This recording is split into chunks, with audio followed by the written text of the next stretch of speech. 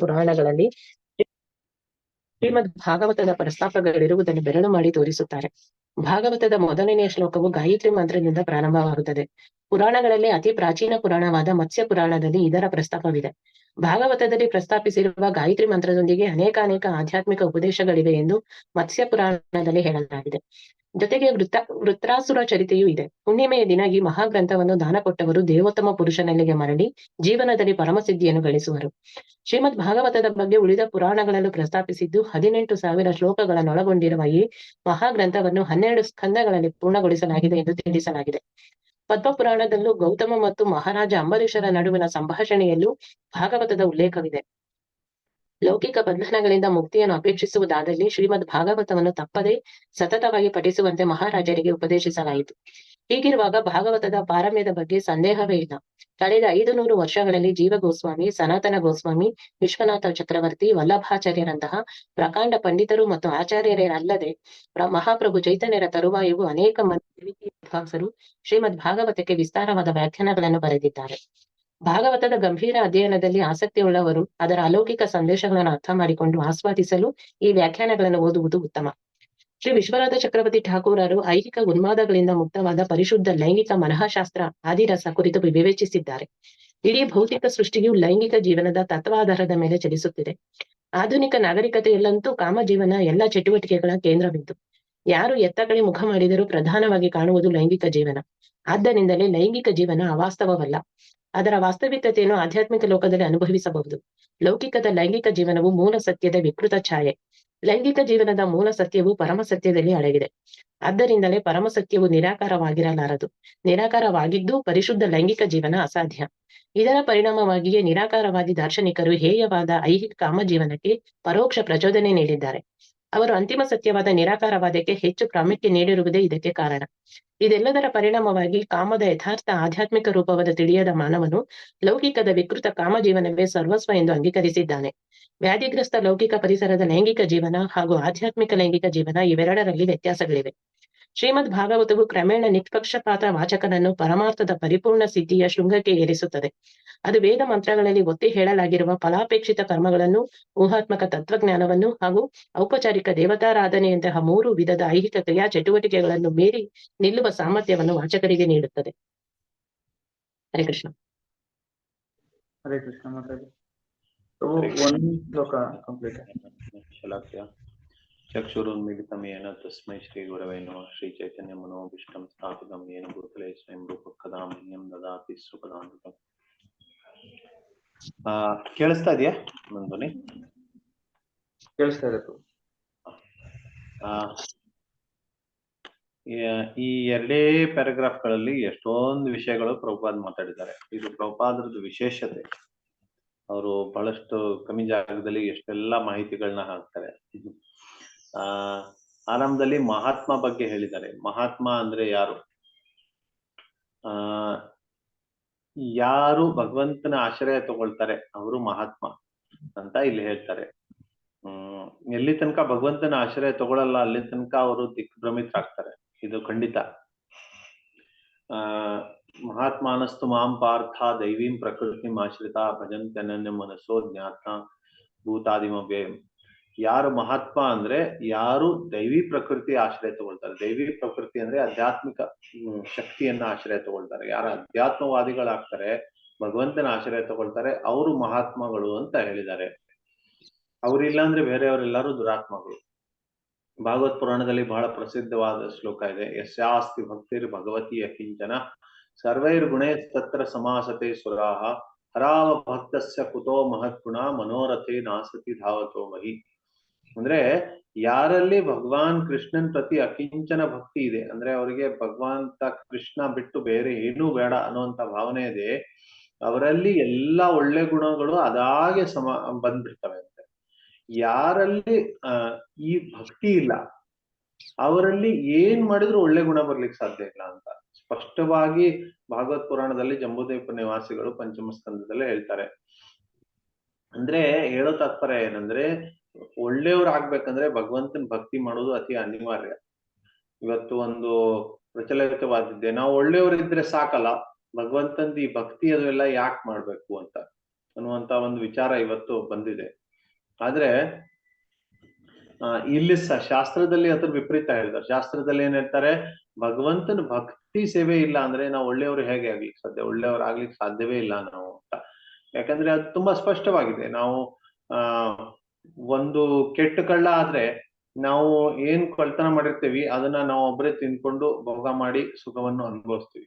ಒಳ್ಳೆ ಕಳ್ಳ ಆದ್ರೆ ಏನ್ ಮಾಡ್ತೇವೆ, ನಾವು ಕಳ್ತನ ಮಾಡಿರೋದನ್ನ ಹತ್ತಾರು ಕಳ್ಳರಿಗೆ ಹಂಚ್ತೀವಿ ಅಷ್ಟೇ, ಹೊರತು ಕಳ್ತನ ಮಾಡಬಾರ್ದು ಅನ್ನುವಂತ ಪ್ರವೃತ್ತಿ ಬರಲ್ಲ. ಇವಾಗ ಒಂದು ಮರ ಇರುತ್ತೆ, ಒಂದು ದಾರಿಯಲ್ಲಿ ಹೋಗ್ತಾ ಇದ್ದಾಗ ಮರದ ಮೇಲೆ ಹಣ್ಣು ಇರ್ತವೆ, ಈ ಹಣ್ಣು ಯಾರ ಆಸ್ತಿ, ಇದನ್ನ ನಾವು ತಗೋಬೇಕಾ, ಆ ಪ್ರವೃತ್ತಿ ಆ ಚೇತನೆ ಇಲ್ಲ. ನಾವು ಹೋಗಿ ಆ ಹಣ್ಣುಗಳನ್ನ ಕಳ್ತನ ಮಾಡಿ ಹತ್ತಾರು ಜನರಿಗೆ ಹಂಚಿದ್ರೆ ನಾವು ಒಳ್ಳೆಯವರಾಗಲ್ಲ. ಇದು ಯಾರ್ದಿದೆ, ಯಾರು ತಮ್ಗೋಸ್ಕರ ಬೆಳೆಸಿದ್ದಾರೆ, ಅದನ್ನ ನಾವು ಮುಟ್ಬಾರ್ದು ಅನ್ನೋದಾದ್ರೆ ನಾವು ಒಳ್ಳೆಯವರಾಗ್ತೇವೆ. ಅದೇ ತರ ಭಗವಂತ ಈ ಸೃಷ್ಟಿಯಲ್ಲಿ ಮಾಡಿರುವಂತ ವಸ್ತುಗಳನ್ನ ಏನೋ ಒಂದು ಉದ್ದೇಶದಿಂದ ಮಾಡಿರ್ತಾನೆ. ಅದನ್ನ ನಾವು ನಮ್ ಭೋಗಕ್ಕೋಸ್ಕರ ತಗೊಂಡು ಅದನ್ನ ನಮ್ ತರನೇ ಒಂದ್ 10 ಜನರಿಗೆ ಕೊಟ್ರೆ ನಾವು ಹೇಗೆ ಒಳ್ಳೆಯವರಾಗ್ತೀವಿ. ಅದಕ್ಕೆ ಮಹಾತ್ಮ ಅಂದ್ರೆ ಭಗವಂತನ ಭಕ್ತ. ಭಗವಂತನ ಭಕ್ತ ಆಗುವವರೆಗೆ, ಕೃಷ್ಣನ ಭಕ್ತ ಆಗುವವರೆಗೆ ಅವರು ಮಹಾತ್ಮ ಆಗ್ಲಿಕ್ಕೆ ಸಾಧ್ಯನೇ ಇಲ್ಲ. ಅವರು all other truths are related to him. ಬೇರೆ ಎಲ್ಲ ಸತ್ಯಗಳು ಭಗವಂತನಿಗೆ ಸಂಬಂಧಿಸಿದ್ದಾವೆ ಹೊರತು ಭಗವಂತನಿಂದ ಸ್ವತಂತ್ರವಾಗಿಲ್ಲ ಅಂತ ಇಲ್ಲಿ ಹೇಳ್ತಾರೆ. ಈಗ ಈ ಭಾಗವತ್ ಪುರಾಣದ ರಚನಾಕಾರರು ಯಾರು, ಆ ವಿಷಯದಲ್ಲಿ ಒಂದು ಪ್ರಶ್ನೆ ಬರುತ್ತೆ. ವೇದವ್ಯಾಸರು ಭಾಗವತ್ ಪುರಾಣವನ್ನು ರಚನೆ ಮಾಡಿದ್ದಾರೆ ಅಂತ ಗೊತ್ತು ನಮ್ಗೆಲ್ಲರಿಗೂ. ಆದ್ರೆ ಕೆಲವೊಂದು ಮಾಯಾವಾದಿಗಳು ಏನ್ ಹೇಳ್ತಾರೆ ಅಂದ್ರೆ ಇದು ಯಾರು ಓಪದೇವ ಅನ್ನುವಂಥವ್ರು ಬರ್ದಿರ್ಬೇಕು ಅಂತ. ಅವ್ರು ಯಾಕೆ ಹೇಳ್ತಾರೆ, ಇದರಿಂದ ಈ ಉದ್ದೇಶ ಏನು ಅವ್ರದ್ದು ಈ ತರ ಹೇಳಕ್ಕೆ? ಯಾಕಂದ್ರೆ ಭಾಗವತ ಏನಿದೆ ಬಹಳ ವಿಶೇಷವಾದದ್ದು. ನೀವು ವೇದಗಳಲ್ಲಿ, ಉಪನಿಷತ್ಗಳಲ್ಲಿ, ವೇದಾಂತದಲ್ಲಿ ಹೋಗಿ ನೀವು ಮಾಯಾವಾದಿ ಭಾಷ್ಯವನ್ನು ಕೊಡೋದು ಸುಲಭ. ನೋಡಿ, ಕೊನೆಗೆ ಎಲ್ಲಾ ನಿರಾಕಾರ ಇದೆ. ಉಪನಿಷತ್ಗಳಲ್ಲಿ ಈಶೋಪನಿಷತ್ ಓದಿದ್ರೆ ನಮ್ಗೆ ಗೊತ್ತಾಗುತ್ತೆ, ಎಲ್ಲಕ್ಕಿಂತ ವೇಗ ಹೋಗ್ತಾರೆ, ಆದ್ರೆ ಎಲ್ಲಕ್ಕಿಂತ ಒಂದೇ ಕಡೆ ಇರ್ತಾರೆ. ಒಂದೇ ಸಮಯದಲ್ಲಿ ವೇಗವಾಗಿ ಹೋಗ್ತಾರೆ, ಒಂದೇ ಕಡೆನೂ ನಿಲ್ತಾರೆ. ಎಲ್ಲಕ್ಕಿಂತ ದೊಡ್ಡವರು ಇದ್ದಾರೆ, ಎಲ್ಲಕ್ಕಿಂತ ಚಿಕ್ಕವರು ಇದ್ದಾರೆ. ಅಣುವರಣೀಯ ಮಾತೋ ಮಹೀಯ, ಈ ತರ ವಿಪರೀತ ವಾಕ್ಯಗಳು ಪರಬ್ರಹ್ಮನ ಬಗ್ಗೆ ವರ್ಣನೆ ಮಾಡ್ತವೆ. ಇವೆಲ್ಲ ವಾಕ್ಯಗಳಿಂದ ಏನ್ ಅರ್ಥ ಮಾಡ್ಕೋಬೇಕಂದ್ರೆ ಭಗವಂತ ಅಚಿಂತ್ಯ ಇದ್ದಾನೆ, ನಮ್ಮ ಇಂದ್ರಿಯಗಳಿಗೆ ಗೋಚರವಾಗಲ್ಲ ಅಂತ. ಆದ್ರೆ ಮಾಯಾವಾದಿಗಳು ಅದ್ರದ್ದು ವ್ಯಾಖ್ಯಾನ ಏನ್ ಕೊಡ್ತಾರೆ ಅಂದ್ರೆ ಇದೆಲ್ಲ ನಿರಾಕಾರವಾಗಿದೆ, ಇಂಪರ್ಸನಲ್, ನಿರಾಕಾರ ಇದೆ ಇದು ಅಂತ ಅನ್ನೋ ವ್ಯಾಖ್ಯಾನ ಕೊಡ್ತಾರೆ. ಈಗ ಆ ಮಾಯಾವಾದಿಗಳು ಭಾಗವತ್ ಪುರಾಣದಲ್ಲಿ ಬಂದ್ರೆ ಏನ್ ಜಾಗನೇ ಇರಲ್ಲ. ಯಾಕಂದ್ರೆ ಆರಂಭದಿಂದ ಭಾಗವತ್ ಪುರಾಣದಲ್ಲಿ ಸ್ಪಷ್ಟವಾಗಿ ಓಂ ನಮೋ ಭಗವತೆ ವಾಸುದೇವಾಯ, ವಾಸುದೇವ ಭಗವಂತನೇ ಪರಮಾತ್ಮ, ಇವನೇ ಪರಬ್ರಹ್ಮ ಅಂತೂ ಸ್ಪಷ್ಟವಾಗಿ ಆರಂಭದಿಂದನೇ ಕೊಟ್ಬಿಟ್ಟಿದ್ದಾರೆ. ಅದಕ್ಕೆ ಭಾಗವತ್ ಪುರಾಣ ಓದೋರಿಗೆ ಯಾವುದೇ ತರದ್ದು ಭಗವಂತ ಸಾಕಾರಿ ಇದಾನೋ ನಿರಾಕಾರಿ ಇದಾನೋ ಅನ್ನೋಂಥ ಜಟಿಲದಲ್ಲಿ ಸಿಕ್ಕಾಕೊಳ್ದೇ ಇಲ್ಲ. ಸ್ಪಷ್ಟತೆಯಿಂದ ಮೊದಲಿನ ಗೊತ್ತಾಗುತ್ತೆ ಭಗವಂತನ ಆಕಾರ ಇದೆ, ರೂಪ ಇದೆ ಅಂತ. ಈಗ ಈ ತರ ಆದಾಗ ಅವರು ನಿರಾಕಾರಿ ಮಾಯಾವಾದಿ ಭಾಷ್ಯಗಳಿಗೆ ಆಸ್ಪದನೆ ಇರಲ್ಲ. ಅದಕ್ಕೆ ಆ ತರ ಆಗ್ಬಾರ್ದು ಅಂತೇಳಿ ಸರಿ ಇದನ್ನ ವೇದವ್ಯಾಸ ಬರ್ಲೇ ಇಲ್ಲ ಅಂತ ಹೇಳ್ಬಿಟ್ರೆ ಸಮಸ್ಯೆನೇ ಬಗೆಹರಿತು. ಅದಕ್ಕೆ ಅವ್ರು ಏನ್ ಹೇಳ್ತಾರೆ, ಇದು ವೇದವ್ಯಾಸ ಬರ್ದೇ ಇಲ್ಲ, ಓಪದೇವ ಅನ್ನುವಂತ ಯಾರೋ ಬೇರೆಯವ್ರು ಬರ್ದಿದ್ದಾರೆ ಅಂತ ಹೇಳ್ತಾರೆ. ಮೊದ್ಲೇ ಮಾತಂದ್ರೆ ಇವರೆಲ್ಲರೂ ಸ್ಮೃತಿ ಪುರಾಣವನ್ನೇ ನಂಬಲ್ಲ. ಅವ್ರು ಹೇಳ್ತಾರೆ, ಇಲ್ಲ ನಾವು ಸ್ಮೃತಿಗಳ ಪುರಾಣವನ್ನ ನಂಬಲ್ಲ, ನಾವು ಬರೀ ಶ್ರುತಿ ಪ್ರಮಾಣಗಳನ್ನ ಸ್ಮೃತಿ ಪ್ರಮಾಣ ನಂಬಲ್ಲ, ಬರೀ ಶ್ರುತಿ ಪ್ರಮಾಣಗಳನ್ನ ಅಷ್ಟೇ ನಂಬ್ತೀವಿ, ವೇದೋಪನಿಷತ್ಗಳ ಪ್ರಮಾಣ ನಂಬ್ತೀವಿ ಅಂತ. ಉಪನಿಷತ್ತು ವೇದ ಬಿಟ್ಟು ಬೇರೆ ಪ್ರಮಾಣಗಳನ್ನ ನಾವು ಸ್ವೀಕಾರ ಮಾಡಲ್ಲ ಅಂತ. ಆದ್ರೆ ಋಗ್ವೇದದಲ್ಲೇ ಹೇಳಿದೆ, ಇತಿಹಾಸ ಪುರಾಣಾಭ್ಯಾಂ ವೇದಂ ತಮ್ ಉಪಬ್ರಹ್ಮಯೇತ್. ವೇದಗಳನ್ನ ಅರ್ಥ ಮಾಡ್ಕೋಬೇಕಂದ್ರೆ ಇತಿಹಾಸ ಪುರಾಣಗಳನ್ನ ಅಧ್ಯಯನ ಮಾಡಿ ಅರ್ಥ ಮಾಡ್ಕೋಬೇಕು ಅಂತ ಇದು ಋಗ್ವೇದದಲ್ಲೇ ಹೇಳ್ತಾರೆ. ಅದಕ್ಕೆ ಪುರಾಣಗಳ ಅಧಿಕಾರವನ್ನು ನಾವು ಬಿಡ್ಲಿಕ್ಕಾಗಲ್ಲ. ಅದರಲ್ಲಿ ವಿಶೇಷವಾಗಿ ಭಾಗವತ್ ಪುರಾಣವನ್ನಂತೂ ಬಿಡ್ಲಿಕ್ಕೆ ಆಗೋದೇ ಇಲ್ಲ, ಬಹಳ ಮುಖ್ಯವಾದದ್ದು. ಈಗ ಇಲ್ಲೇ ಈ ಉಪದೇವ ಅನ್ನುವಂಥದ್ದನ್ನ ಪ್ರಭುಪಾದ್ ಹೇಗೆ ಖಂಡನೆ ಮಾಡ್ತಾ ಇದ್ದಾರೆ ಅಂದ್ರೆ ಇಲ್ಲ, ಆತರ ಇಲ್ಲ. ಬಹಳಷ್ಟು ಹಳೆ ಪುರಾಣಗಳಿದಾವೆ. ಮತ್ಸ್ಯ ಪುರಾಣ ಅಂತೂ ತುಂಬಾ ಹಳೇದಿದೆ. ಆ ತರ ಬೇರೆ ಪುರಾಣಗಳಿದಾವೆ, ಪದ್ಮ ಪುರಾಣ ಇದೆ. ಇವೆಲ್ಲಾ ಪುರಾಣಗಳಲ್ಲಿ ಸ್ಪಷ್ಟವಾಗಿ ಉಲ್ಲೇಖ ಇದೆ ಏನಂತೆ, ಭಾಗವತ ಪುರಾಣ ರಚನೆ ಆಗಿತ್ತು, ತುಂಬಾ ಹಳೇದು ಅಂತ ಸ್ಪಷ್ಟವಾಗಿ ಉಲ್ಲೇಖ ಇದೆ ಇದು. ಅದಕ್ಕೆ ಇದು ಹೊಸದು ಯಾರಾದ್ರೂ ಹೊಸದಾಗಿ ಮಾಡಿದ್ದಾರೆ ಅನ್ನುವಂಥದಕ್ಕೆ ಅದ್ ಹೇಳಲಿಕ್ಕೆ ಆಗಲ್ಲ. ಯಾಕಂದ್ರೆ ಆಚಾರ್ಯ ಅಧಿಕಾರದ ಮೇಲೆ ನಾವು ಸ್ಪಷ್ಟಪಡಿಸ್ಬೋದು ತುಂಬಾ ಹಳೇದಿದೆ ಅಂತ. ಪುರಾತನ ಕಾಲದಿಂದ ಈ ತರ ಪ್ರಶ್ನೆಗಳು ಬರ್ತಾ ಇದ್ರೆ, ಯಾವ್ದಾದ್ರು ವಿಷಯದಲ್ಲಿ ಸಂಶಯ ಬರ್ತಿದ್ರೆ, ಇವತ್ತೇನಾಗಿದೆ, ಇವತ್ತಿನ ಕಾಲದಲ್ಲಿ ಬಾಯಿಗೆ ಬಂದಿದ್ದು ಏನಾದ್ರೂ ಅಪವಾದ ಹಾಕ್ಬಿಡ್ತಾರೆ.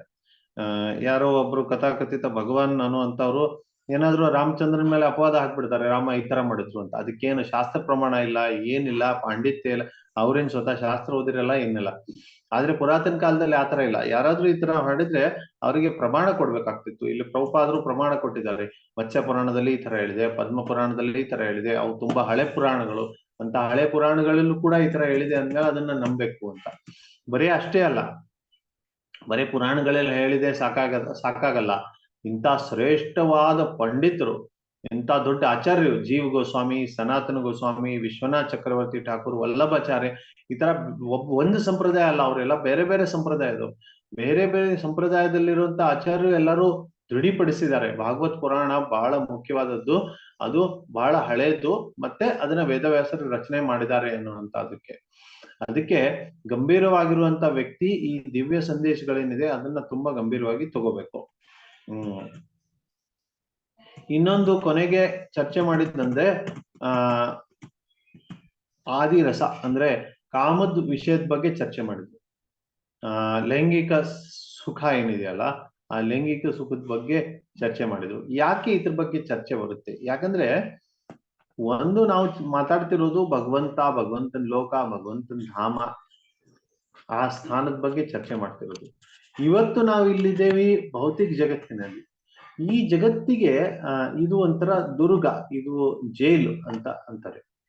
ಈ ಜೈಲಲ್ಲಿ ಗೋಡೆಗಳಿಲ್ಲ, ಕೈಯಲ್ಲಿ ಬೇಡಿಗಳಿಲ್ಲ. ನಮ್ಗೆ ಯಾರಿಗಾದ್ರೂ ಕೈಯಲ್ಲಿ ಬೇಡಿ ಹಾಕಿದಾರ? ಇಲ್ಲ. ಯಾಕೆ? ಭಗವಂತನಿಗೆ ನಾವು ಈ ಜೈಲ್ ಬಿಟ್ಟು ಓಡೋಗ್ತೀವಿ ಅನ್ನೋ ಭಯ ಇಲ್ವಾ?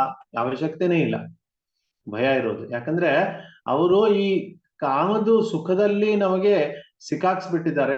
ಈ ಮಾಯೆ ಪ್ರಭಾವದಿಂದ ಮಾಯಾದೇವಿಯನ್ನ ಬಿಟ್ಬಿಟ್ಟಿದ್ದಾರೆ. ಆ ಮಾಯಾದೇವಿ ನಮಗೆ ಈ ತರ ಈ ಕಾಮದ ಸುಖದಲ್ಲಿ ಸಿಕ್ಕಾಕ್ಸ್ಬಿಟ್ಟು ಈ ಜಗತ್ತಿನಲ್ಲಿ ಇಟ್ಬಿಟ್ಟಿದ್ದಾರೆ. ನಮಗೆ ಈ ಜಗತ್ತಿನ ಮೋಹ ಕಳಿಯೋದೇ ಇಲ್ಲ. ಅದಕ್ಕೆ ಎಷ್ಟೋ ಜನ್ಮಾಂತರ ಜನ ಈ ಸುಖದಲ್ಲಿ ಒದ್ದಾಡ್ತಾ ಇದ್ದಾರೆ. ಆ ಸುಖದಿಂದ ಏನಾಗ್ತಾ ಇದೆ? ಭಗವಂತನ ಧಾಮ, ಭಗವಂತನ ಲೋಕವನ್ನು ಎಲ್ಲರೂ ಮರ್ತೋಗ್ತಾ ಇದ್ದಾರೆ. ಅದಕ್ಕೆ ಇಲ್ಲಿ ಪ್ರಭುಪಾದರು ಬಹಳ ಮುಖ್ಯವಾದ ಒಂದು ವಿಷಯವನ್ನು ಹೇಳ್ತಾರೆ. ಇದು ಅದ್ಭುತವಾದದ್ದು. ಏನ್ ಅರ್ಥ ಮಾಡ್ಕೋಬೇಕಂದ್ರೆ, ಈ ಸುಖ ಏನಿದೆ ಇದು ಮಾಯೆಯ ಪ್ರಭಾವದಲ್ಲಿದೆ. ಆದ್ರೆ ಈ ಜಗತ್ತಿನಲ್ಲಿರುವಂತ ಎಲ್ಲಾ ಸುಖಗಳು ಶುದ್ಧ ರೂಪದಲ್ಲಿ ಭಗವಂತನಲ್ಲಿ ಇರ್ತಾವೆ. ನಮ್ಗೆಲ್ಲರಿಗೂ ಒಳ್ಳೆ ಆಹಾರ ತಿನ್ನುವಂತ ಆಸೆ ಇದೆ. ಈ ಆಸೆ ಭಗವಂತನಲ್ಲೂ ಇದೆ. ಒಳ್ಳೆ ಬಟ್ಟೆ ಹಾಕೋಬೇಕು ಅನ್ನೋ ಆಸೆ ಇದೆ. ಈ ಆಸೆ ಭಗವಂತನಲ್ಲೂ ಇದೆ. ಭಗವಂತನಲ್ಲಿರುವಂತ ಎಲ್ಲಾ ಆಸೆಗಳು ನಮ್ಮಲ್ಲಿ ಬಂದಿದ್ದಾವೆ. ಆದ್ರೆ ಭಗವಂತನಲ್ಲಿ ಯಾವಾಗ ಆಸೆಗಳಿರ್ತವೆ ಅವು ಪರಿಶುದ್ಧವಾಗಿರ್ತವೆ. ಅದರಿಂದ ಭಗವಂತನಿಗೂ ಹಾನಿ ಆಗಲ್ಲ, ನಮಗೂ ಹಾನಿ ಆಗಲ್ಲ. ಸುಖ ಆಗುತ್ತೆ, ನಮಗೂ ಕೂಡ ಸುಖ ಆಗುತ್ತೆ. ಈಗ ಭಗವಂತನಿಗೋಸ್ಕರ ಅಡಿಗೆ ಮಾಡಿ ಅವರಿಗೆ ನೈವೇದ್ಯ ತೋರಿಸಿ ನಾವು ಆಮೇಲೆ ಪ್ರಸಾದ ತಿಂದ್ರೆ ಆನಂದ ಆಗುತ್ತೆ. ಭಗವಂತನಿಗೂ ಆನಂದ ಆಗುತ್ತೆ, ನಮಗೂ ಕೂಡ ಆನಂದ ಆಗುತ್ತೆ. ಆದ್ರೆ ಒಬ್ಬ ವ್ಯಕ್ತಿ ತನ್ನ ಸ್ವಾರ್ಥಕ್ಕೋಸ್ಕರ ತಿಂದ್ರೆ ಅವನು ಬರೀ ಪಾಪ ತಿಂತಾ ಇದ್ದಾನೆ. ಆ ಪಾಪದಿಂದ ಮುಂದೆ ಅವನು ದುಃಖ ಅನುಭವಿಸ್ಲೇಬೇಕಾಗುತ್ತೆ. ಎಲ್ಲಿ ತನಕ ಭಗವಂತನಿಗೆ ಪ್ರೀತಿಯಿಂದ ಅಡಿಗೆ ಮಾಡಿ ಅದನ್ನ ಅರ್ಪಣೆ ಮಾಡದೆ ತಿಂತೀವಿ, ಬೇರೆ ಯಾರು ಅಭಕ್ತರು ಸ್ವಾರ್ಥಕ್ಕೋಸ್ಕರ ಮಾಡಿದ್ದಾರೆ ಆ ಆಹಾರವನ್ನು ತಿಂತೀವಿ, ಆ ಅನ್ನವನ್ನು ತಿಂತೀವಿ, ಅದರಿಂದ ಏನಾಗುತ್ತೆ? ಮುಂದೆ ದುಃಖ ಅನುಭವಿಸ್ಲೇಬೇಕಾಗುತ್ತೆ. ಆ ತರ ಈ ಲೈಂಗಿಕ ಸುಖ ಏನಿದೆ ನಮ್ಮ ಜೀವನದಲ್ಲಿ ಯಾವಾಗ ಭೋಗ ಮಾಡ್ತೀವಿ ನಾವು, ಅದು ದುಃಖಕ್ಕೆ ಕಾರಣ ಆಗುತ್ತೆ. ಯಾಕೆ ದುಃಖಕ್ಕೆ ಕಾರಣ ಆಗುತ್ತೆ? ಅದರಿಂದ ಬರ್ತಾರೆ ಮಕ್ಕಳು. ಆ ಮಕ್ಳೇನ್ ಬರ್ತಾರೆ, ಮುಂದೆ ಬೆಳೀತಾ ಬೆಳೀತಾ ದೊಡ್ಡವರಾಗ್ತಾರೆ. ಅವರು ಎಷ್ಟು ಚೆನ್ನಾಗಿ ನೋಡ್ಕೊಳ್ತಾರೆ ಗೊತ್ತಿಲ್ಲ. ಅವರಲ್ಲಿ ನಮ್ಮಲ್ಲಿ ಭೇದ ಇರುತ್ತೆ, ಕಷ್ಟ ಇರುತ್ತೆ. ಎಲ್ಲದ್ರಿಂದ ಕೊನೆಗೆ ಅದು ದುಃಖಕ್ಕೆ ಕಾರಣ ಆಗುತ್ತೆ ಹೊರತು ಸುಖಕ್ಕೆ ಕಾರಣ ಆಗಲ್ಲ. ಕೃಷ್ಣ ಬಿಟ್ಟು ಬೇರೆ ಯಾರ್ದಾದ್ರೂ ಆಶ್ರಯ ತಗೊಂಡ್ರೆ ದುಃಖನೇ ಆಗುತ್ತೆ. ಅದಕ್ಕೆ ಆದ್ರೆ ಭಗವಂತನಲ್ಲಿ ಆ ರಸಗಳು ಪೂರ್ಣ ರೂಪದಲ್ಲಿದ್ದಾವೆ. ಸುಖ, ಆ ಭಗವಂತನಿಗೆ ಸುಖ ಕೊಡುತ್ತೆ. ಭಗವಂತ ಈ ತರ ಅದ್ಭುತ ರಾಸಲೀಲೆಯನ್ನು ಮಾಡಿದ್ದಾರೆ. ದಶಮ ಸ್ಕಂದದಲ್ಲಿ ಬರುತ್ತೆ. ಆ ರಾಸಲೀಲೆಯನ್ನು ಮಾಡಿದ್ರೆ ಲೌಕಿಕ ದೃಷ್ಟಿಯಿಂದ ಅದು ತಪ್ಪು ಅಂತ ಹೇಳ್ಬೋದು ನಾವು. ಎಷ್ಟೋ ಜನರು ಲೌಕಿಕ ದೃಷ್ಟಿಯಿಂದ ತಪ್ಪು ಅಂತ ಹೇಳ್ತಿದ್ದಾರೆ. ಅವರೆಲ್ಲರೂ ಸಂಸಾರಸ್ಥರು, ಪರಿವಾರದವರು. ಕೃಷ್ಣನ ಕೊಳಲನ್ನ ಊದಿದ್ದಕ್ಕೆ ಎಲ್ಲರೂ ಬಿಟ್ಟು ಬರ್ತಾರೆ ತಮ್ಮ ಸಂಸಾರವನ್ನು ಕೃಷ್ಣನ ತೃಪ್ತಿಗೋಸ್ಕರ ಅಂತ. ಆದ್ರೆ ನಿಜವಾಗಿ ಹೇಳ್ಬೇಕಂದ್ರೆ ಎಲ್ಲರಿಗೂ ಕೃಷ್ಣನ್ ಜೊತೆಗೆ ಸಂಬಂಧ ಇದೆ. ನಾವು ಸ್ವಲ್ಪ ವರ್ಷದ ಹಿಂದೆ ಒಬ್ರು ಕಲೀಗ್ ನನಗೆ ಪ್ರಶ್ನೆ ಕೇಳಿದ್ರು. ಏನಂತ, ಈ ತರ ಯಾಕೆ ಭಗವಂತ ಲೀಲೆಗಳನ್ನ ಮಾಡ್ತಾ ಇದ್ದಾರೆ, ಅವ್ರ ಚರಿತ್ರೆ ಸರಿ ಇಲ್ಲ ಅಂತ. ಅವಾಗ ಒಂದು ನಾವೇನ್ ಹೇಳಿದ್ವಿ ಅಂದ್ರೆ, ನೋಡಿ ಚರಿತ್ರೆ ಸರಿ ಇಲ್ಲ ಅಂತ ಹೇಳ್ತೀರಾ, ಯಾಕಂದ್ರೆ ಅವರು ತಮ್ಮ ಸ್ವಂತ ಪತ್ನಿ ಜೊತೆಗಿಲ್ಲ. ನಾವೇನ್ ನಮ್ಮ ಪತ್ನಿಗೆ ಸೃಷ್ಟಿ ಮಾಡಿದೇವ? ನಮ್ಗೆ ಎಲ್ಲರಿಗೂ ಒಂದು ಪತ್ನಿ ಇದ್ದಾರೆ, ಆ ಪತ್ನಿಯಿಂದ ಜೊತೆಗೆ ಅಧಿಕೃತ ಸಂಬಂಧವನ್ನು ಇಟ್ಕೊಂಡಿದ್ದೇವೆ ನಾವು. ಆ ಪತ್ನಿಗೆ ನಾವು ಸೃಷ್ಟಿ ಮಾಡಿದೇವ? ಅದು ಅವ್ರಿಗೂ ಭಗವಂತನೇ ಸೃಷ್ಟಿ ಮಾಡಿದ್ದು. ಆ ಲೆಕ್ಕದಲ್ಲಿ ಅವ್ರು ಭಗವಂತನ ಪತ್ನಿನೇ ಹೊರತು ನಮ್ಮ ಪತ್ನಿ ಅಲ್ಲ. ಏನೋ ಭಗವಂತ ಕೃಪೆ ತೋರಿಸಿ ನಮಗೆ ಒಂದು ಪತ್ನಿ ಕೊಟ್ಟಿದ್ದಾನೆ ಹೊರತು ಅವ್ರು ನಮ್ಮ ಪತ್ನಿ ಅಲ್ಲ. ಅವ್ರ ಕೊನೆಗೆ ಭಗವಂತನಿಗೆ ಸೇರ್ಬೇಕು. ತುಂಬಾ ನೋವಾಗ್ತದೆ ಅವ್ರು ಕೇಳಲಿಕ್ಕೆ ಈ ಮಾತನ್ನ. ಆದ್ರೆ ಇದು ವಾಸ್ತವಿಕ ಸತ್ಯ. ನಾವೆಲ್ಲರೂ ಭಗವಂತನಿಗೆ ಸೇರಿದ್ದು, ನಾವೆಲ್ಲರೂ ಭಗವಂತನ ಶಕ್ತಿಗಳು, ನಾವ್ಯಾರೂ ಪುರುಷರಲ್ಲ. ಪುರುಷ ಅಂದ್ರೆ ಪರಮ ಪುರುಷ ಶ್ರೀಕೃಷ್ಣ ಒಬ್ಬನೇ. ಆದ್ರೆ ಮಾಯೆ ಪ್ರಭಾವದಿಂದ ಕೆಲವೊಂದ್ ಜನರಿಗೆ ಸ್ತ್ರೀ ಶರೀರ ಸಿಗುತ್ತೆ, ಕೆಲವೊಂದ್ ಜನರಿಗೆ ಪುರುಷ ಶರೀರ ಸಿಗುತ್ತೆ. ಆ ಸ್ತ್ರೀ ಶರೀರ ಪುರುಷ ಶರೀರ ತಾತ್ಕಾಲಿಕವಾಗಿ, ಇವಾಗ ಈ ಜನ್ಮದಲ್ಲಿ ನನಗೆ ಪುರುಷ ಶರೀರ ಸಿಕ್ಕಿದೆ, ಆದ್ರೆ ನನ್ನ ಕರ್ಮಾನುಸಾರವಾಗಿ ಮುಂದಿನ ಜನ್ಮದಲ್ಲಿ ಸ್ತ್ರೀ ಶರೀರ ಸಿಗ್ಬಹುದು. ಕೆಲವೊಂದ್ ಜನರಿಗೆ ಸ್ತ್ರೀ ಶರೀರ ಸಿಕ್ಕಿರುತ್ತೆ, ಕರ್ಮಾನುಸಾರವಾಗಿ ಮುಂದಿನ ಜನ್ಮದಲ್ಲಿ ಪುರುಷ. ಅದೆಲ್ಲ ತಾತ್ಕಾಲಿಕ, ಅದು ಪರಿವರ್ತನೆ ಆಗುತ್ತೆ. ಆದ್ರೆ ನಿಜವಾಗಿ ಆತ್ಮದ ಸ್ವರೂಪ ಏನು? ಆತ್ಮದ ಸ್ವರೂಪ ಯಾರು ಪುರುಷರಲ್ಲ. ಕೃಷ್ಣ ಪರಮಾತ್ಮ ಬಿಟ್ಟು ಬೇರೆ ಯಾರು ಪುರುಷರಲ್ಲ. ಯಾಕಂದ್ರೆ ಕೃಷ್ಣನೇ ಭೋಕ್ತ, ನಾವೆಲ್ಲ ಶಕ್ತಿಗಳು. ಕೃಷ್ಣನ್ ಭೋಗಕ್ಕೋಸ್ಕರ ಕೆಲಸ ಮಾಡ್ಬೇಕು, ಕೃಷ್ಣನ್ ಸುಖಕ್ಕೋಸ್ಕರ ಕೆಲಸ ಮಾಡ್ಬೇಕು. ಕೃಷ್ಣನ್ ಸುಖಕ್ಕೋಸ್ಕರ ನಾವು ಕೆಲಸ ಮಾಡ್ಬೇಕನ್ನೋ ಕಾರಣಕ್ಕೆ ನಾವೆಲ್ಲರೂ ಭಗವಂತನ ಶಕ್ತಿಗಳಷ್ಟೇ. ಇದನ್ನ ಅರ್ಥ ಮಾಡ್ಕೊಂಡ್ರೆ ಯಾವುದೇ ತರದ್ದು ಜಟಿಲತೆ ಇರಲ್ಲ ಭಗವಂತನ ಲೀಲೆಗಳಲ್ಲಿ. ಯಾಕಂದ್ರೆ ಭಗವಂತನೇ ಎಲ್ಲರ ಮಾಲೀಕ ಅನ್ನೋ ಕಾರಣದಿಂದ ಭಗವಂತನಿಗೆ ಸುಖ ಭೋಗಿಸೋ ಅಧಿಕಾರ ಇದೆ. ಹಾಗಿದ್ರೆ ಭಗವಂತ ನೇರವಾಗಿ ಸುಖ ಭೋಗಿಸ್ಬಹುದಾಗಿತ್ತು, ಇಲ್ಲ. ಆ ಪರಕೀಯ ರಸ ಏನಿದೆಯಲ್ಲ, ಆ ಪರಕೀಯ ರಸದಲ್ಲಿ ಒಂದು ಆನಂದ ಇರುತ್ತೆ. ಆ ಪರಕೀಯ ರಸದಲ್ಲಿ ಇರುವಂತ ಆನಂದವನ್ನು ಭಗವಂತ ಅನುಭವಿಸ್ಬೇಕಂತಿದ್ರು. ಆದ್ರೆ ಅದರಿಂದ ಏನಾದ್ರೂ ದೋಷ ಆಯ್ತಾ? ಯಾರಾದ್ರೂ ಭಗವಂತನಿಗೆ ದೋಷಿ ಅಂತ ಮಾಡಿದ್ರ? ಅಥವಾ ಭಗವಂತನ ಮೇಲೆ ಇವತ್ತಿನ ಕಾಲದಲ್ಲಿ ಎಷ್ಟೋ ಜನರು ಸ್ಕ್ಯಾಮ್ ಮಾಡ್ತಾರೆ, ಸ್ಕ್ಯಾಂಡಲ್ ಮಾಡ್ತಾರೆ, ಅದರಿಂದ ಎಂತ ದೊಡ್ಡ ಕೆಟ್ಟ ಹೆಸರು ಬರುತ್ತೆ ಅವ್ರಿಗೆ. ಇವ್ರು ತುಂಬಾ ಕೆಟ್ಟ. ಎಷ್ಟೋ ಸಾಧುಗಳು ಸನ್ಯಾಸಿಗಳು ಸ್ವಲ್ಪ ಏನಾದ್ರೂ ಅವ್ರದ್ದು ಸ್ಕ್ಯಾಮ್ ಹೊರಗಡೆ ಬಂದ್ಬಿಟ್ರೆ ಲೈಂಗಿಕ ಸುಖದ್ದು, ಅವ್ರ ಪೂರ್ತಿ ನಾಮನೇ ನಾಶ ಆಗ್ಬಿಡುತ್ತೆ, ಅವ್ರ ಹೆಸರೇ ನಾಶ ಆಗ್ಬಿಡುತ್ತೆ, ಅವ್ರ ಆಶ್ರಮಕ್ಕೆ ಹೋಗೋದು ನಿಲ್ಸ್ಬಿಡ್ತಾರೆ. ಆದ್ರೆ ನೋಡಿ, ಶ್ರೀಕೃಷ್ಣ ಪರಮಾತ್ಮ ರಾಸಲೀಲೆ ಮಾಡಿ 5,000 ವರ್ಷ ಆಯ್ತು. ಇವತ್ತು ಕೂಡ ಜನರೆಲ್ಲರೂ ಅವ್ರ ಗುಣಗಾನ ಮಾಡ್ತಾ ಇದ್ದಾರೆ. ಸಾಧುಗಳಾಗ್ಲಿ ಸನ್ಯಾಸಿಗಳಾಗ್ಲಿ ಸ್ತ್ರೀಯರ ಬಗ್ಗೆ ಈ ಇಡೀ ಜೀವನ ಎಲ್ಲ ಯೋಚನೆನೇ ಮಾಡಲ್ಲ ಅಂತ ಸನ್ಯಾಸಿಗಳು. ಭಕ್ತಿ ಸಿದ್ಧಾಂತ ಸರಸ್ವತಿ ಠಾಕೂರ್, ಶ್ರೀಲ ಪ್ರಭುಪಾದರು, ರೂಪ ಗೋಸ್ವಾಮಿ, ಸನಾತನ ಗೋಸ್ವಾಮಿ, ಶ್ರೀ ಚೈತನ್ಯ ಮಹಾಪ್ರಭು, ಇಂಥ ಪ್ರಖ್ಯಾತ ಸನ್ಯಾಸಿಗಳು ಕೂಡ ಆ ಭಗವಂತನ ವರ್ಣನೆ ಮಾಡಿದ್ದಾರೆ, ಗುಣಗಾನ ಮಾಡಿದ್ದಾರೆ. ಯಾಕಂದ್ರೆ ಮೂಲವಾಗಿ ಭಗವಂತನಲ್ಲಿ ರಸ ಇದೆ. ಆದ್ರೆ ಆ ರಸ ಭಗವಂತನಿಗೆ ಭೋಗಿಸೋ ಅಧಿಕಾರ ಇದೆ ಹೊರತು ನಮಗ್ ಭೋಗಿಸೋ ಅಧಿಕಾರ ಇಲ್ಲ. ನಾವು ಭೋಗಿಸಿದ್ರೆ ಏನಾಗುತ್ತೆ? ಅದು ನಮಗೆ ದುಃಖಕ್ಕೆ ಕಾರಣ ಆಗುತ್ತೆ. ಭಗವಂತ ಅದನ್ನ ಭೋಗಿಸಿದ್ರೆ ಅವರಿಗೆ ಅದು ಸುಖಕ್ಕೆ ಕಾರಣ ಆಗುತ್ತೆ. ಅದಕ್ಕೆ ಇಲ್ಲಿ ಇನ್ನೊಂದು ವಿಷಯ ಪ್ರಭುಪಾದ ಹೇಳ್ತಾರೆ, ಏನಂತೆ, ಇದನ್ನ ಅರ್ಥ ಮಾಡ್ಕೊಳ್ದೆ ಮಾಯಾವಾದಿಗಳು ಮಾಯಾವಾದ ಭಾಷ್ಯವನ್ನು ಹೇಳ್ತಾರೆ. ಆ ಮಾಯಾವಾದ ಭಾಷ್ಯದಿಂದ ಏನಾಗುತ್ತೆ? ಇವಾಗ ನಾವೇನ್ ಹೇಳ್ತಾ ಇದ್ದೀವಿ? ಶುದ್ಧ ರೂಪದಲ್ಲಿ ಭಗವಂತನಲ್ಲಿ ಈ ಗುಣಗಳಿದಾವೆ, ನಮ್ಮಲ್ಲಿ ಗುಣಗಳು ಇದ್ರೆ ಅದು ತಪ್ಪು, ನಾವು ಇದನ್ನ ತ್ಯಾಗ ಮಾಡ್ಬೇಕು ಅಂತ. ಇವಾಗ ಭಗವಂತನಲ್ಲಿ ಗುಣ ಇಲ್ಲೇ ಇಲ್ಲ ಅಂತ ಹೇಳ್ಬಿಟ್ರೆ ಏನಾಗುತ್ತೆ? ಆವಾಗ ಈ ಗುಣಗಳು ಬರೀ ಜಗತ್ತಿನಲ್ಲಿ ಇದೆ ಅಂತ ಅರ್ಥ. ಈ ಜಗತ್ತಿನಲ್ಲಿ ಇದೆ ಅಂತ ಅರ್ಥ ಆದ್ರೆ ನಮಗೆ ಅದನ್ನ ಭೋಗ ಮಾಡ್ಲಿಕ್ಕೆ ಸ್ವಾತಂತ್ರ್ಯ ಸಿಕ್ಬಿಡುತ್ತೆ. ಅದಕ್ಕೆ ಮಾಯಾವಾದಿ ಭಾಷ್ಯದಿಂದ ಕಾಮದಾಸೆಗಳು ಜಾಸ್ತಿ ಆಗ್ತಾ ಇದೆ ಅಂತ ಪ್ರಭುಪಾದರು ಇಲ್ಲಿ ಹೇಳ್ತಾರೆ. ಲೈಂಗಿಕ ಸುಖದ ಇಚ್ಛೆಗಳು ಮಾಯಾವಾದಿ ಭಾಷ್ಯ ಪ್ರಚಾರ ಆಗೋದ್ರಿಂದ ಜಾಸ್ತಿ ಆಗ್ತಾ ಇದೆ. ಅದಕ್ಕೆ ಇದು ತುಂಬಾ ಕೆಟ್ಟದಾದ ಭಾಷ್ಯ, ಇದನ್ನ ಖಂಡನೆ ಮಾಡ್ಬೇಕು. ಇದರಿಂದ ಈ ಜಗತ್ತಿನಲ್ಲಿ ಕೂಡ ಜನರು ಯಾರು ಮೋಕ್ಷದ ಮಾರ್ಗಕ್ಕೆ ಹೋಗ್ತಾ ಇಲ್ಲ ಅಂತ ಪ್ರಭುಪಾದರು ಹೇಳ್ತಾ ಇದ್ದಾರೆ. ಅದಕ್ಕೆ ಇದು ಮೊದಲೇ ಶ್ಲೋಕ. ಇವತ್ತಿನವರೆಗೆ ಚರ್ಚೆ ಮಾಡಿದ್ವಿ ಇಷ್ಟು ದಿನ, ಬಹಳಷ್ಟು ವಿಷಯಗಳಿದ್ದು ಈ ಮೊದಲೇ ಶ್ಲೋಕದಲ್ಲಿ. ಯಾರಾದ್ರೂ 1-2 ವಿಷಯಗಳು ಏನೇನು ಅರ್ಥ ಮಾಡ್ಕೊಂಡಿದ್ರೆ ಹೇಳ್ಬೋದಾ ಮೊದಲೇ ಶ್ಲೋಕದ್ದು?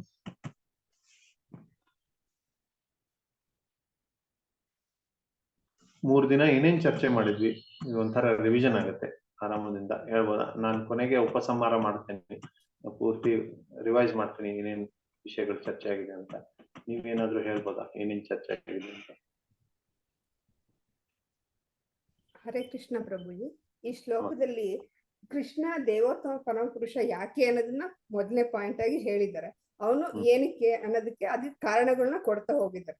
ನಾವು ಕಾರಣಗಳು ಏನಪ್ಪಾ ಅಂದ್ರೆ, ಅವನು ಅಭಿಜ್ಞ, ಸ್ವರಾಟ್, ಮತ್ತೆ ಅಸಮೌರ್ಧ ಅಂತ ಎಲ್ಲ ಅವನಿಗೆ ವಿಶೇಷಣ ಕೊಟ್ಟಿದ್ದಾರೆ. ಆ ವಿಶೇಷಣಗಳನ್ನು ಯಾಕೆ ಕೊಟ್ಟಿದ್ದಾರೆ ಅನ್ನೋದನ್ನು ಸಹ ಈ ಶ್ಲೋಕದಲ್ಲಿ ವಿವರವಾಗಿ ಚರ್ಚೆ ಮಾಡಿದ್ದಾರೆ ಪ್ರಭುಜಿ. ಅದಾದ್ಮೇಲಿಂದ ಆಮೇಲೆ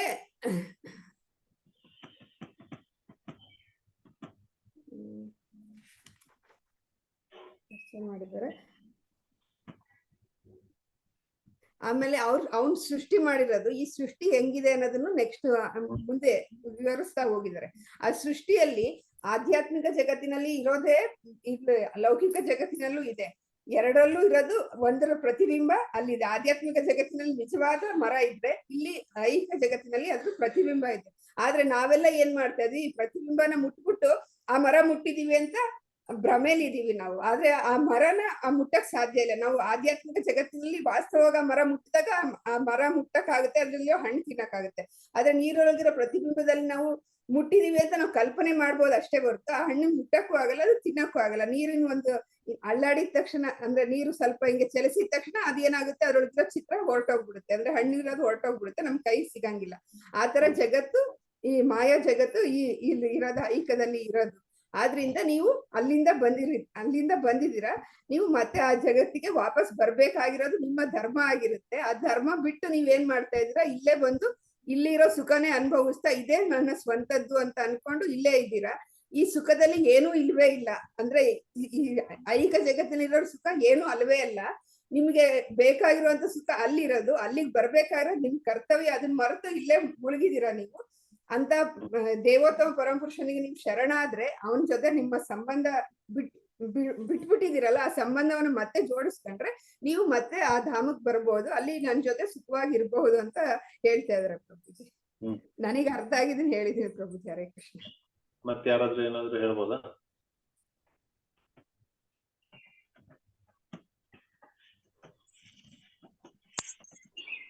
ಇಲ್ಲಿ ಬ್ರಹ್ಮ ಎಲ್ಲ ಸೃಷ್ಟಿಗಳ ಕಾರಣ ಆಗಿದ್ರು ಕೂಡ ಆ ಬ್ರಹ್ಮನ ಒಂದು ಸೃಷ್ಟಿ ಭಗವಂತನಿಂದನೇ ಆಗಿದ್ದು.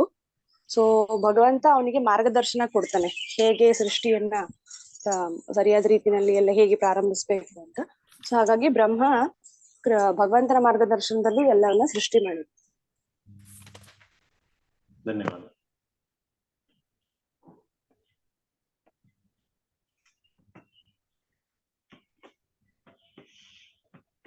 ಭಗವಂತ ಯಾಕೆ ಪರಬ್ರಹ್ಮ ವಾಸುದೇವ ಇದ್ದಾರೆ, ಅವರು ಯಾಕೆ ಎಲ್ಲದಕ್ಕೂ ಕಾರಣ ಇದ್ದಾರೆ ಅನ್ನುವಂಥದ್ದು ಒಂದು ಆರಂಭದಲ್ಲಿದೆ. ಅದಾದ್ಮೇಲೆ ಸೃಷ್ಟಿ ವಿಷಯದಲ್ಲಿ ಒಂದ್ ಸ್ವಲ್ಪ ಉಲ್ಲೇಖ ಇದೆ. ಆಮೇಲೆ ಅದಕ್ಕೆ ಮೂಲ ಬ್ರಹ್ಮ ಇದ್ರು, ಬ್ರಹ್ಮನಿಗೆ ಮೂಲ ಶ್ರೀಕೃಷ್ಣ ಅಂತ ಹೇಳಿದ್ದಾರೆ. ಅದಕ್ಕೆ ಎಲ್ಲದಕ್ಕೂ ಕಾರಣ ಕೃಷ್ಣ ಅಂತ. ಆದ್ಮೇಲೆ ಹೋಗ್ತಾ ಹೋಗ್ತಾ ಯಾಕೆ ಭಾಗವತವನ್ನು ಕ್ರಮದಲ್ಲಿ ಓದ್ಬೇಕು ಅನ್ನುವಂತ ವಿಷಯದಲ್ಲಿ ಒಂದ್ ಸ್ವಲ್ಪ ಇದೆ. ಯಾರಿಗಾದ್ರೂ ನೆನಪಿದೆಯಾ? ಹೌದು ಪ್ರಭುಜಿ, ಅದು ಹೇಳಿದ್ದಾರೆ. ಕ್ರಮವಾಗಿ ಏನಕ್ಕೆ ಓದ್ಬೇಕು ಅದನ್ನ ಹೇಳಿದ್ದಾರೆ. ಎಷ್ಟೋ ಜನರು ನೇರವಾಗಿ 10ನೇ ಸ್ಕಂದದಲ್ಲಿ ಅದರಲ್ಲಿ ರಹಸ್ಯಮಯವಾದಂತಹ ಬಹಳಷ್ಟು ಲೀಲೆಗಳಿದಾವೆ, ರಾಸಲೀಲೆ, ಅದನ್ನ ಓದೋಕ್ ಶುರು ಮಾಡ್ತಾರೆ. ಆದ್ರೆ ಎಲ್ಲರೂ ಅದಕ್ಕೆ ಯೋಗ್ಯವಾಗಲ್ಲ. ಯಾಕಂದ್ರೆ ಅವನ್ನೆಲ್ಲ ಅರ್ಥ ಮಾಡ್ಕೋಬೇಕಂದ್ರೆ ಸಾಕಷ್ಟು ವೈರಾಗ್ಯ ಬೇಕು. ಗೋಪಿಗಳು ಅಂದ್ರೆ ನಿಜವಾದ ವೈರಾಗಿಗಳು. ಯಾಕೆ ವೈರಾಗಿಗಳು ಗೋಪಿಗಳು ಅಂದ್ರೆ, ಎಲ್ಲಾರು ಅಂತಾರೆ ಅವರು ಕಾಮದಾಸೆಯಿಂದ ಭಗವಂತನ ಹತ್ರ ಹೋಗ್ತಾರೆ ಅಂತ. ಅಲ್ಲ, ಅವರು ಇಡೀ ಪ್ರಪಂಚವನ್ನು ತ್ಯಾಗ ಮಾಡಿ ಭಗವಂತನ ಹತ್ರ ಹೋಗ್ತಾರೆ. ಅವರು ತಮ್ಮ ಪರಿವಾರ ಆಗ್ಲಿ, ತಮ್ಮ ಸಂಬಂಧಿಕರಾಗ್ಲಿ, ತಮ್ಮ ಸಮಾಜದಲ್ಲಿರುವಂತ ಮರ್ಯಾದೆಯನ್ನು ಎಲ್ಲವನ್ನು ತ್ಯಾಗ ಮಾಡಿ ಭಗವಂತನ ಸಮರ್ಪಣೆ ಮಾಡ್ತಿದ್ದಾರೆ. ಅವರಷ್ಟು ದೊಡ್ಡ ವೈರಾಗಿಗಳು ಯಾರು ಇಲ್ಲ. ನಾವು ಈ ತರ ಮಾಡ್ಬೋದಾ? ಒಂದು ದೇವಸ್ಥಾನಕ್ಕೆ ಹೋದ್ಮೇಲೆ ಒಂದ್ ಸ್ವಲ್ಪ ಅವರು ಇವರು ಮಾತಾಡ್ತಾರೆ ಅಂತೇಳಿ 1-2 ಶನಿವಾರ ಭಾನುವಾರ ಬಿಡ್ಬೋದೇನೋ. ಆದ್ರೆ ಆತರ ಅಲ್ಲ ಗೋಪಿಗಳು. ಏನ್ ಇದ್ರು ಹೆಸರು ಕೆಟ್ಟರು ಕೂಡ ಚಿಂತೆ ಇಲ್ಲ, ನಾವು ಆತರ ಹೋಗ್ಬೇಕು ಅಂತ. ಅದು ಆ ಶ್ರೇಷ್ಠತೆನ ಅರ್ಥ ಮಾಡ್ಕೋಬೇಕಂದ್ರೆ 9 ಸ್ಕಂದಗಳು ಓದಿ ಆಮೇಲೆ 10ನೇ ಸ್ಕಂದಕ್ಕೆ ಹೋಗ್ಬೇಕು ಅಂತ. ಆಮೇಲೆ ಭಾಗವತ ಪುರಾಣ ಅದೇನಿದೆ, ಅದು ಭಗವಂತನ ನಿಜವಾದ ಸ್ವರೂಪ ಅಂತ ಇಲ್ಲಿ ಹೇಳಿದ್ದಾರೆ. ಅದು ಒಂದು ಮುಖ್ಯವಾದ ವಿಷಯ. ಆಮೇಲೆ ಹೇಗೆ ಭಗವಂತ ಸೃಷ್ಟಿಯ ಮೂಲ ಕಾರಣ ಆದ್ರೂ ಸಹ ಅವನಿಗೆ ಪ್ರಪಂಚದಿಂದ ಏನ್ ಸಂಬಂಧ ಇಲ್ಲ, ಹೌದಲ್ವಾ? ಯಾಕಂದ್ರೆ ಅವರು ಭದ್ರಾಗಲ್ಲ. ನಾನ್ ಮಾಡಿದ್ದೇನೆ, ತುಂಬಾ ಒಳ್ಳೆ ಕೆಲಸ ಇದು, ಯಾರಾದ್ರೂ 4 ಜನ ಅದನ್ನ ಒಳ್ಳೇದಂತ ಹೇಳ್ಬೇಕು, ಆ ತರ ಅಪೇಕ್ಷೆಗಳು ಭಗವಂತನಿಗಿಲ್ಲ. ಅದಕ್ಕೆ ಅವ್ರು ಭದ್ರಾಗಲ್ಲ ಈ ಪರಿಸ್ಥಿತಿ. ಅದೊಂದು ವಿಷಯ ಇದೆ. ಆಮೇಲೆ ಶ್ರುತಿ ಮಂತ್ರಗಳ ಬಗ್ಗೆ, ವೇದ ಮಂತ್ರಗಳ ಬಗ್ಗೆ ನಿನ್ನೆ ಚರ್ಚೆ ಮಾಡಿದ್ವಿ. ಏನಂದ್ರೆ ವೇದ ಯಾಕ ಪ್ರಮಾಣ, ಆಮೇಲೆ ಈ ವೈಜ್ಞಾನಿಕರು ಹೇಳ್ತಾರೆ ಬರೀ ಊಹೆ ಮೇಲೆ ಹೇಳ್ತಾರೆ, ಇವತ್ತೊಂದು ಹೇಳ್ತಾರೆ ನಾಳೆ ಒಂದು ಹೇಳ್ತಾರೆ, ಅದನ್ನ ನಂಬ್ಲಿಕ್ಕಾಗಲ್ಲ. ಆದ್ರೆ ವೇದಗಳು ನಿಜವಾದ ಪ್ರಮಾಣ, ಅನಂತ ಕಾಲದಿಂದ ಅನಾದಿ ಕಾಲದಿಂದ ನಡ್ಕೊಂಡ್ ಬರ್ತಾ ಇದೆ ವೇದಗಳು. ವೇದಗಳು ಅಪೌರುಷೇಯ. ಅಪೌರುಷೇಯ ಅಂದ್ರೆ ಏನು, ಯಾರಾದ್ರೂ ಹೇಳ್ಬೋದಾ? ಯಾರು ಬರ್ದಿದ್ದಲ್ಲ, ಹಂಗೆ ಭಗವಂತನ ಬಾಯಿಂದ ನೇರವಾಗಿ ಭಗವಂತನ ಬಾಯಿಂದ ಇಲ್ಲೊಂದು ಅರ್ಥ ಮಾಡ್ಕೋಬೇಕು, ಭಗವಂತ ವೇದಗಳನ್ನ ರಚನೆ ಮಾಡಿಲ್ಲ. ವೇದ ಅನಾದಿ ನಮ್ಮ ಬ್ರಹ್ಮಾಜಿಗೆ ಭಗವಂತನ ಬಾಯಿಂದ ಬಂತು. ಹೈಗ್ರೀವ ನಾಮಕ ಭಗವಂತನ ಬಾಯಿಂದ ನಮ್ಮ ಬ್ರಹ್ಮಾಜಿ ಬಂತು. ಆದ್ರೆ ಅದಕ್ಕಿಂತ ಮುಂಚೆ ಕೂಡ ವೇದಗಳು ಬೇರೆ ರೂಪದಲ್ಲಿ ಇದ್ದು, ಅದಕ್ಕೆ ವೇದಗಳನ್ನ ಯಾರು ಬರ್ದಿಲ್ಲ ಅಂತ.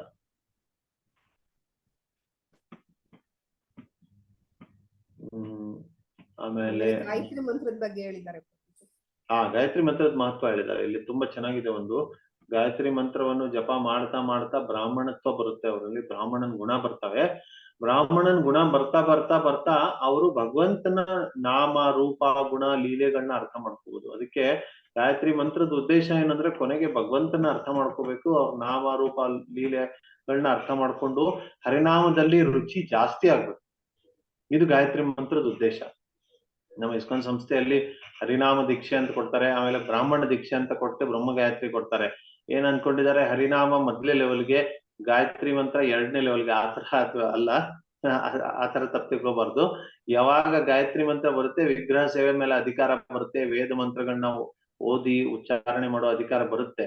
ಆದ್ರೆ ಸರಿಯಾಗಿ ಗಾಯತ್ರಿ ಮಾಡಿದ್ರೆ ಅದ್ರ ಫಲ ಏನಾಗ್ಬೇಕು, ಒಳ್ಳೆ ಹರಿನಾಮ ಆಗ್ಬೇಕು. ಒಳ್ಳೆ ಹರಿನಾಮ ಜಪ ಆದ್ರೆ ಅದು ಸರಿಯಾದ ಗಾಯತ್ರಿ ನಿಜವಾದ ಫಲ. ಅದಕ್ಕೆ ಇದು ಬಹಳ ಮಹತ್ವಪೂರ್ಣ. ಒಂದು ಅರ್ಥ ಮಾಡ್ಕೋಬೇಕು. ಮತ್ತೆ ಮಾಯಾವಾದಿಗಳು ಬಗ್ಗೆ ಒಂದ್ ಸ್ವಲ್ಪ ಚರ್ಚೆ ಮಾಡಿದ್ವಿ. ಹೇಗೆ ಮಾಯಾವಾದಿಗಳಿಂದ ನಷ್ಟ ಆಗ್ತಾ ಇದೆ, ಯಾರಾದ್ರೂ ಹೇಳ್ಬೋದಾ?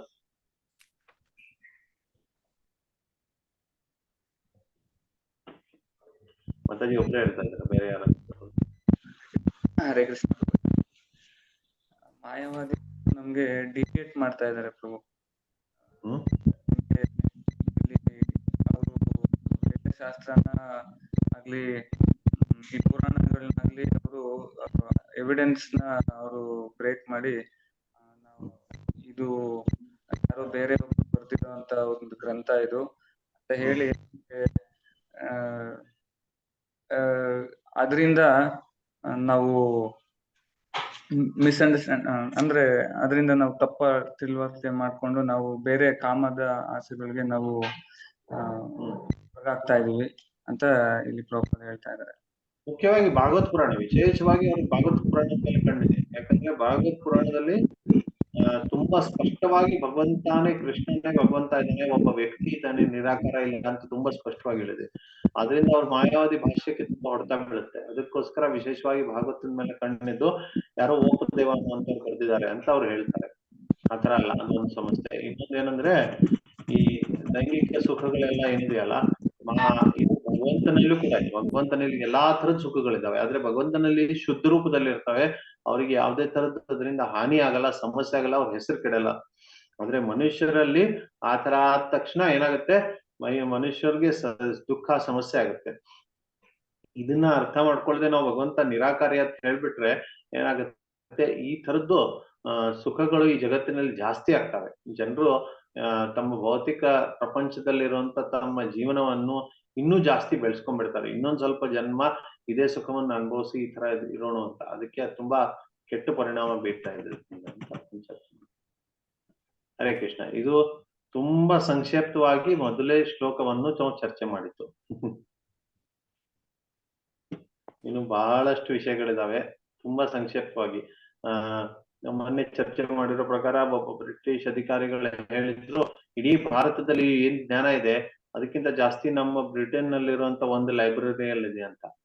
ಆದ್ರೆ ನಮ್ ಗುರುಗಳು ಈ ಮಾತು ಹೇಳಿದ್ರು ಏನಂತೆ, ಈ ಮೊದಲನೇ ಶ್ಲೋಕದಲ್ಲಿ ಇಷ್ಟು ಜ್ಞಾನ ಇದೆ, ಪ್ರಪಂಚದಲ್ಲಿರುವಂತ ಎಲ್ಲಾ ಗ್ರಂಥಗಳನ್ನ ನೀವು ಬರೀ ವಿದೇಶದಲ್ಲ, ನಮ್ಮ ದೇಶದ್ದು ಕೂಡ ಶಾಸ್ತ್ರದ ಗ್ರಂಥಗಳನ್ನ, ಎಲ್ಲಾ ಧಾರ್ಮಿಕ ಗ್ರಂಥಗಳನ್ನ ಸೇರಿಸಿ ಎಷ್ಟು ಜ್ಞಾನ ಬರ್ಬೋದು ಅದಕ್ಕಿಂತ ಜಾಸ್ತಿ ಈ ಒಂದು ಶ್ಲೋಕದಲ್ಲಿದೆ ಅಂತ. ಇಷ್ಟು ವಿಸ್ತಾರವಾಗಿದೆ ಈ ಶ್ಲೋಕ. ತುಂಬಾ ಸಂಕ್ಷಿಪ್ತವಾಗಿ ಚರ್ಚೆ ಮಾಡಿದ್ದೀವಿ. ಭಕ್ತಿ ಸಿದ್ಧಾಂತ ಡೌಟ್ ಇದೆ ಪ್ರಭುಜಿ. ಶ್ಲೋಕನ ಒಂದು 3 months ಏನೋ ಪ್ರವಚನ ಕೊಟ್ಟಿದ್ರು ಅಂತ. ಹೇಳಿ ಮಾತಾಜಿ. ಪ್ರಭುಜಿ ನೀವು ಇಲ್ಲಿ ಹಿಂದೆ ಹೇಳ್ಬಂದೆ ಬ್ರಹ್ಮ ಸೃಷ್ಟಿ ಕ್ರಿಯೆಯನ್ನ ಕಂಟಿನ್ಯೂಸ್ ಆಗಿ ನಡ್ಕೊಂಡು ಹೋಗ್ಲಿ ಅನ್ನೋದ್ ಸಲುವಾಗಿ ಸ್ತ್ರೀ ಮತ್ತೆ ಪುರುಷನ ಜೋಡಿ ಯಂತ್ರ ತರ ನಿರೂಪಣೆ ಅಂದ್ರೆ ಸೃಷ್ಟಿಸಿದರೆ ಅಂತ ಹೇಳಿದ್ರಿ. ಇಲ್ಲಿ ಕೊನೆಗೆ ಅದೇ ಕಾಮನ ಜೀವನ ವಾಸ್ತವ ಅದ್ ಮಾಡಬಾರ್ದು ಅನ್ನೋ ತರ ನೀವ್ ಹೇಳಿದ್ರಿ. ಅದ್ ಎರಡು ಏನು ಅಂತ ಕರೆಕ್ಟ್ ಆಗಿ ಗೊತ್ತಾಗಿಲ್ಲ ಪ್ರಭುಜಿ. ಅದು ಇದು ಹೆಂಗೆ ನೋಡಿ, ನಾವು ಸಮಸ್ಯೆ ಏನಿದೆ ಅಂದ್ರೆ ನಾವು ಎಲ್ಲಾರು ಒಂಥರ ರೋಗಗ್ರಸ್ತರಾಗಿದ್ದೀವಿ.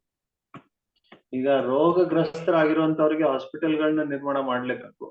ಆ ಹಾಸ್ಪಿಟಲ್ಗಳಲ್ಲಿ ಅವ್ರಿಗೆ ಹಾಸಿಗೆ ಮೇಲೆ ಮಲ್ಕೊಳ್ಳಿಕ್ಕೆ ವ್ಯವಸ್ಥೆ ಮಾಡ್ಲೇಬೇಕು, ಅವ್ರಿಗೆ ಸ್ಟ್ರೆಚರ್ ವ್ಯವಸ್ಥೆ ಮಾಡ್ಬೇಕು, ಎಲ್ಲ ವ್ಯವಸ್ಥೆ ಮಾಡ್ಬೇಕು.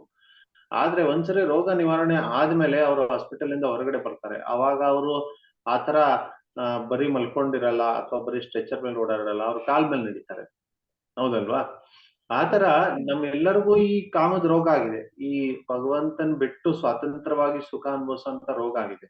ಆ ರೋಗ ಆಗಿರುವಂತ ಜೀವಗಳಿಗೆ ಪ್ರಪಂಚದಲ್ಲಿ ತಗೊಂಡ್ಬಂದ್ಮೇಲೆ ಅವ್ರು ಪ್ರಪಂಚವನ್ನ ನಡೆಸ್ಬೇಕಲ್ಲ. ಪ್ರಪಂಚವನ್ನು ನಡೆಸ್ಬೇಕಂದ್ರೆ ಈಗ ಒಂದೇ ಸರ್ತಿ ನೀವೆಲ್ಲ ಆಸೆಗಳನ್ನ ಬಿಟ್ಟು ಬಿಡಿ ಅಂತ ಹೇಳಿದ್ರೆ ಜನರು ಅದಕ್ಕೆ ಸಿದ್ಧವಾಗಲ್ಲ. ಈಗ ಮುಂದೆ ಹೋಗ್ತಾ ಹೋಗ್ತಾ ನಾವು ಚರ್ಚೆ ಮಾಡ್ತೀವಿ, ಎಲ್ಲರಿಗೂ ಕಡ್ಡಾಯವಾಗಿ ನೀವು ಈ ಆಸೆಗಳನ್ನ ಬಿಟ್ಟು ಬಿಡಿ ಅಂತ ಹೇಳಿದ್ರೆ ಅದರಿಂದ ಅಧರ್ಮ ತುಂಬಾ ಆಗುತ್ತೆ ಸಮಾಜದಲ್ಲಿ. ವಿವಾಹ ಅನ್ನುವಂತ ವ್ಯವಸ್ಥೆ ಮನುಷ್ಯ ಸಮಾಜದಲ್ಲಿ ಯಾಕಿದೆ? ಯಾಕಂದ್ರೆ ಕನಿಷ್ಠ ಧಾರ್ಮಿಕವಾಗಿ ಜನ ಮಕ್ಕಳನ್ನ ಹುಟ್ಟಿಸ್ಲಿ, ಧಾರ್ಮಿಕವಾಗಿ ಜನ ಸಂಸಾರವನ್ನ ನಡೆಸ್ಲಿ ಅಂತ, ಕನಿಷ್ಠ ಧರ್ಮ ಇರ್ಲಿ, ನಿಯಮಗಳಿರ್ಲಿ ಅಂತ. ಅದಕ್ಕೆ ಒಂದು ಹೆಜ್ಜೆ ಏನಿದೆ ಅಂದ್ರೆ ಈ ತರ ಧಾರ್ಮಿಕವಾಗಿ ಜನರು ತಮ್ಮ ಆಸೆಯನ್ನ ಪೂರೈಸ್ತಾರೆ. ಇದು ಮೊದಲೇ ಸೋಪಾನ. ಆದ್ರೆ ನಿಜವಾಗಿ ನಾವು ಅದಕ್ಕೆ ನಾನು ಹೇಳಿದ್ದೇನಂತೆ, ಭಗವಂತನ ಚಾತುರ್ಯ ಏನಿದೆ ಅಂದ್ರೆ ಈ ತರ ಪುರುಷ ಸ್ತ್ರೀ ನಿರ್ಮಾಣ ಮಾಡಿ ಬಿಟ್ಬಿಟ್ಟಿದ್ದಾರೆ. ಅದರಿಂದಾನೇ ಸಂಖ್ಯಾ ಬೆಳೀತಾ ಇದೆ, ಅದರಿಂದಾನೇ ಪ್ರಜಾ ಬರ್ತಾ ಇದೆ, ಅದರಿಂದ ಜಗತ್ ನಡೀತಾ ಇದೆ. ಜಗತ್ ನಡೆಯುವ ವ್ಯವಸ್ಥೆಗೆ ಭಗವಂತ ಇದನ್ನ ಮಾಡಿದ್ದಾರೆ. ಆದ್ರೆ ಭಗವಂತನ ಉದ್ದೇಶ ಜಗತ್ ನಡೆಯೋದು ಒಂದೇ ಅಲ್ಲ. ಈ ಜಗತ್ತಿನಲ್ಲಿರುವಂತ ಜೀವಿಗಳೇನ್ ದುಃಖ ಅನುಭವಿಸ್ತಿದಾರೆ, ಈ ಜಗತ್ತನ್ನ ಬಿಟ್ಟು ಭಗವಂತನ ಹತ್ರ ಬರ್ಲಿ ಅನ್ನುವಂಥದ್ದು ಕೂಡ ಒಂದು ಯೋಜನೆ ಇದೆ. ಆ ಮಾರ್ಗದಲ್ಲಿ ಯಾರು ಇರ್ತಾರೆ ಅವರು ಇದನ್ನೆಲ್ಲ ತ್ಯಾಗ ಮಾಡ್ಲಿಕ್ಕೆ ಪ್ರಯತ್ನ ಮಾಡ್ಬೇಕು.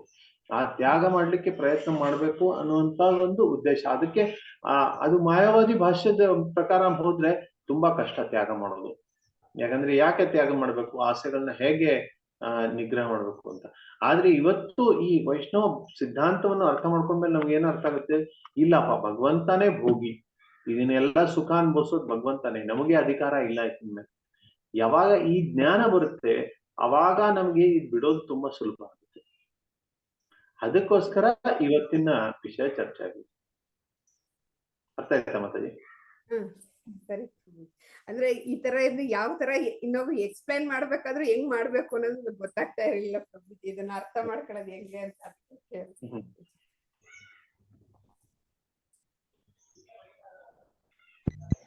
ಪ್ರಭುಜಿ ಧನ್ಯವಾದ ಪ್ರಭು.